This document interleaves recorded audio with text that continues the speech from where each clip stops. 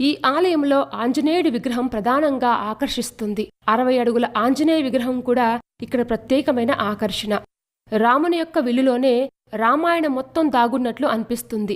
శ్రీరామ జననం నుంచి అతడు రావణుణ్ణి వధించి పట్టాభిషేకుడు అయినంత వరకు ఈ అద్భుత రామాయణ కథను అందమైన దృశ్య రూపాలతో నిర్మించటం అద్భుత విశేషం.